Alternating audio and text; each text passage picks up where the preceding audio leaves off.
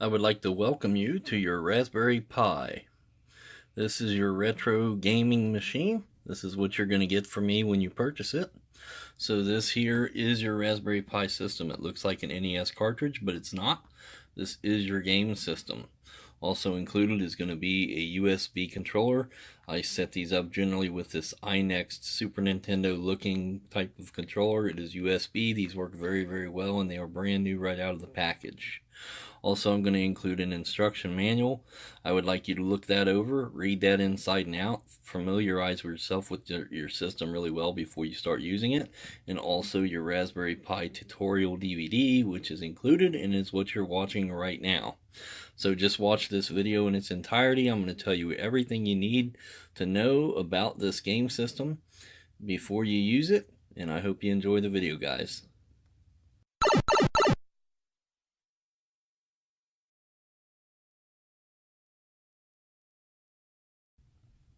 So now I'm going to tell you how you're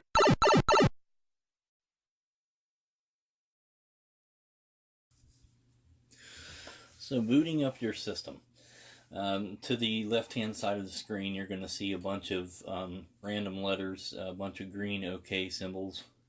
That's fine. This is absolutely normal. Then you're going to get this message here, which is my video. And I put this on everything that I do, everything that I build. That way I know that they're mine. There's my website there that you can go to. So it's going to come back to that same screen again with a bunch of OKs. This is normal. This is what it's supposed to do, so don't be alarmed. It takes a little bit of time. It takes it about a minute or so for the system to boot up, so you just have to be a little bit patient and just kind of wait for it to do its thing. This is what it does.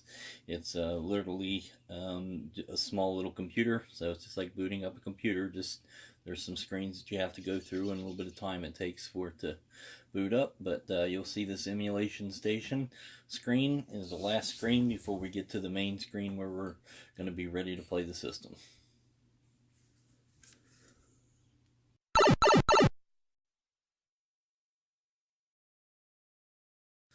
So the next thing we're going to talk about is syncing up your controllers. So if you have a brand new system that I just sold you, I generally go through and hook up all the controllers already, so they're already synced. So it should just come to this screen after you boot up, and you should just be able to scroll left and right like this through the platforms. Then you know your controller's good to go. You don't have anything to worry about. If it's not, if you need to sync a new controller, you can do that at any time by just pressing your start button. That's going to bring up your main menu screen.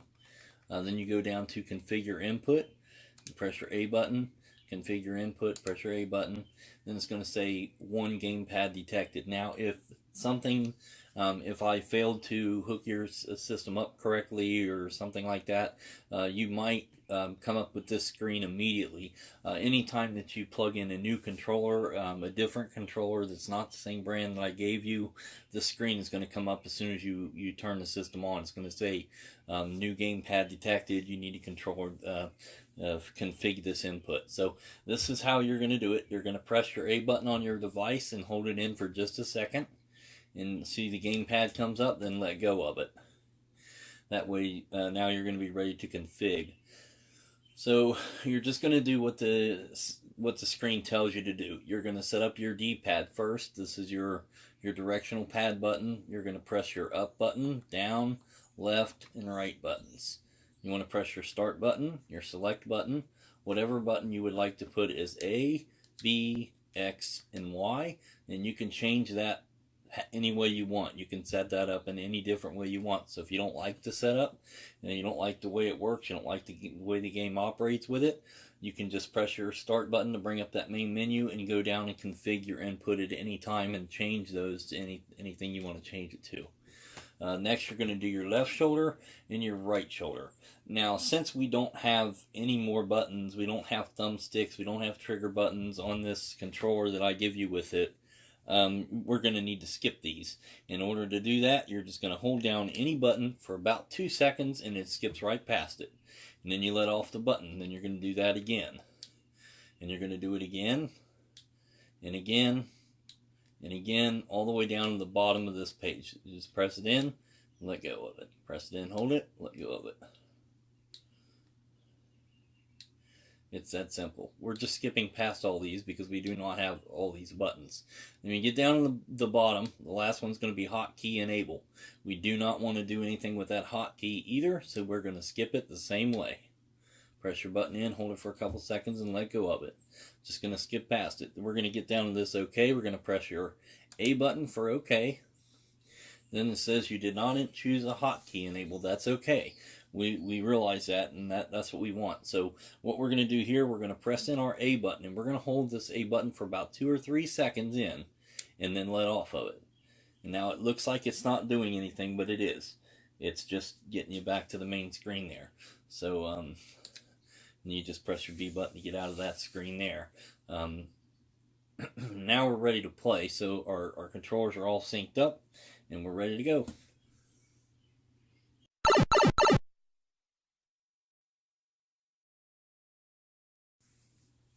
So I'm going to talk about controller options for this device. You can use any wired USB controller. So it doesn't have to be the controller I gave you. As long as it's a USB wired controller, it should work just fine with it. So you can use PS3 controllers, Xbox 360 controllers. You should be able to use Xbox One and PS4 controllers, though I haven't tried those on it yet. As long as it's a hard wired controller, it should work just fine. What you cannot use is the cable to charge your PS3 controller or Xbox 360 controller and plug that into your controller and think that that's going to work. It will not. You have to have a hard-wired controller. Some controllers work, most do, but there are some that do not. For instance, I've went to GameStop and I've purchased several of the at-home controllers that they have, and I cannot get any of those to work at all.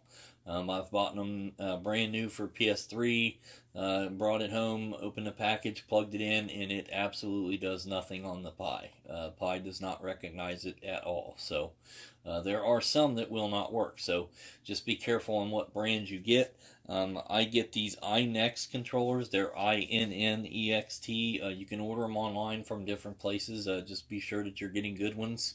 There are some places that sell refurbished ones and ones that come directly from China, so you got to kind of be careful and make sure you're getting them from the right company. If you want more of them, I do sell them in the store, brand new for $10 a piece, so that's probably the best way that you're going to get a good quality one that's going to work for you. Just come back in and see me. Plus, I guarantee every one that I sell you in the first place.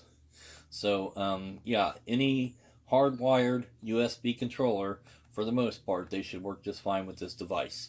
You can go online, you can get ones that look like Atari controllers for the Atari games. You can get ones that look like N64 controllers. You can get one that looks like a Nintendo controller, and you can have different ones for the different platforms if you really want to do that.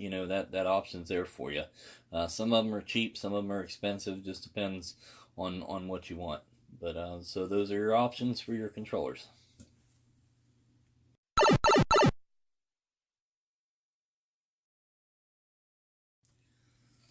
So navigating the system. So it's relatively simple. There's nothing to it.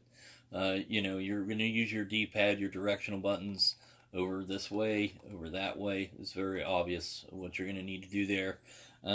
Your A button is going to advance you forward, and your B button is going to back you out. So A button advances, B button backs you up. It's very simple. When you're navigating through these, up, down, easy, just like that.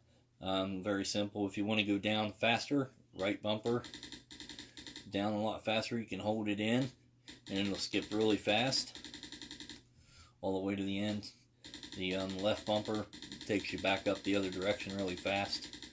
There's also another way to do this, like if you're on the very top and you realize you want to play something that starts with D, starts with F, starts with G or Z or whatever, and you don't want to sit there and scroll through the whole thing, press your select button.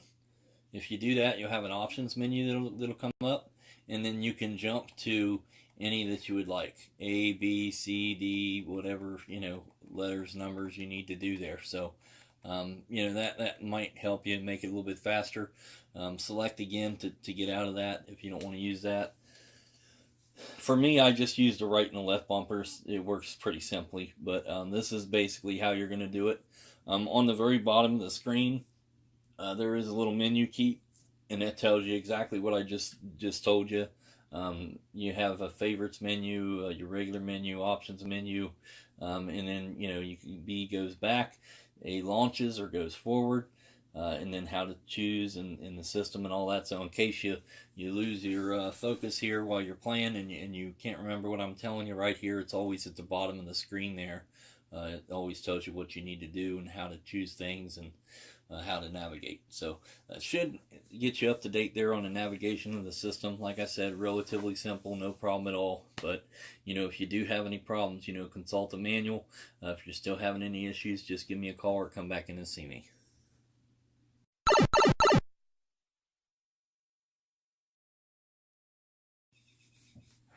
Changing the games.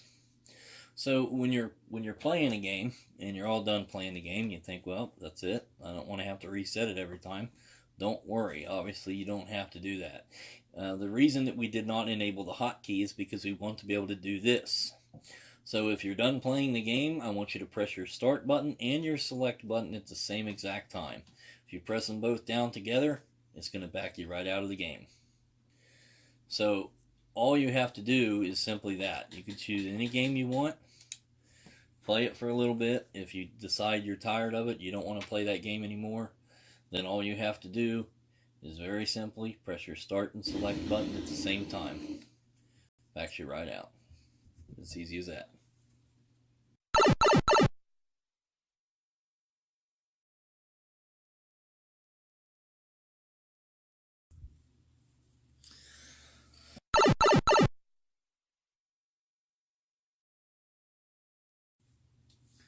So I want to talk to you a little bit about troubleshooting your device. So, some of the simplest things are if it's not coming on, you don't see a little green light inside of the machine there, then you're not getting power. So just try to unplug it and plug it back in again. Sometimes that just happens, maybe didn't get plugged in right the first time or didn't recognize it or something. Just unplug the power and then plug it back in. Should be no problem at all. If you're still having an issue with the power or anything like that, not getting power, could be a motherboard issue or something like that. And in any case, if something's wrong with the device, you can always bring it back to me and I'll fix or replace it. That's why I give you the guarantee with it. If anything does happen or you can't fix it, that we can't get it figured out, then you can always bring it back in. I'll just swap it out with you. Most generally, I'll just give you a brand new one, or I'll fix it if I need to do that. Just depends on the situation. But so let me tell you about this little trick here. So let's say you're trying to play a game and it doesn't load or it comes right back to the same screen. When you see this little box, I want you to press your A button several times until you see the box jump up. And then this little blue screen and this little gray screen is going to appear. Then I want you to do is I want you to go down to number 2, which is select emulator for ROM. We're just changing the emulator. And then we're going to go down from what you were set on to a new one. Of course, in this case, I really don't have to do that. It's just for effect. So emulation is running very good the way it is, so I don't need to change that. But you can go down and choose another one, and that might fix any issues you're having with the game. If it's not running right, if it's running slow, if it's just not booting, anything like that, you can change the emulator, and most of the time that's going to take care of it. Now on this game, there's only 2 to choose from. It just depends on the game. Some games there are several emulators to choose from, so it just really depends. I know some of the Super Nintendo games have 5 or 6 different emulations that you can choose from. So, it's a little bit of a pain, but if you are having a runtime issue with any of the games, then changing this emulator is probably going to help you. So all you do is going to just select that with your A button. Then after you do that, you're going to go all the way down to exit without launching. Select that with your A button and then come back and try that game again. Now it should work perfectly, it should work properly. If it doesn't, if it's worse, then choose a different emulator. There are some games, guys, that are just not going to work right. There are some games that were light gun games that were for special controllers. You don't have those controllers. We don't have an option to use those controllers. So unfortunately, some games are just not going to be able to be played. But as you go on with the system, you're going to find that most games work absolutely perfectly. 90-95% maybe, absolutely run without an issue at all. So just keep in mind in all your light gun games and things like that, yeah, they're just not going to function. The titles are still going to be here because they are, part of that set for whatever platform you're on. It's still going to show up as a game there. It's just, you're not obviously not going to be able to use it because you don't have a zapper gun or anything that's going to be compatible with these new flat screen TVs. So that should help you with the troubleshooting. But like I said, if you do have any other issue, feel free to call me anytime. That's why my number's there. You can get me on Facebook. You can get me through my website. You can always give me a phone call. So I appreciate it, guys. I hope that helps.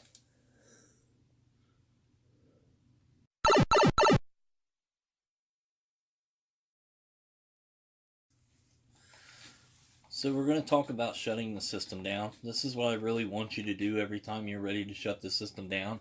So this is basically a computer, like I've said before. It is a little computer. So if you think about it, if you're at home and you're using your PC, those of you who still have a PC or know what a PC actually is, if you're using your computer at home and you're tired of using it, you're done with it, and you're going to shut it off, you don't just unplug it from the wall, do you? I mean, you don't just grab the power cord to your computer and yank it out of the wall. Well, by pulling that USB power source out of the plug is essentially the same thing as pulling the plug on your computer. So it'll probably be fine, but the safest route is to just simply do this. So when you're ready to shut down, press your start button. That's going to pull up your main menu, and I want you to go all the way down to the bottom to quit. Press quit. We'll go down to shutdown system, and you're going to press A button, and then you're going to press A button again. It's going to shut down just like it booted up. There's going to be some words on the left side of the screen, a bunch of OKs.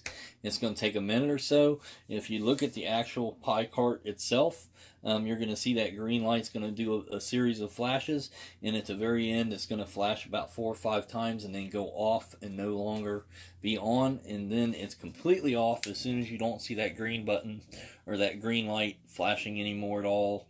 Then it's safe to unplug the device. So that's what I suggest you do. That's going to be the best bet. It's going to keep your system working for a good long time. It keeps it from corrupting the memory card. So it's a good thing to do. That should help you guys. So when you're done with the system, I just want you to do that, and that should help you out.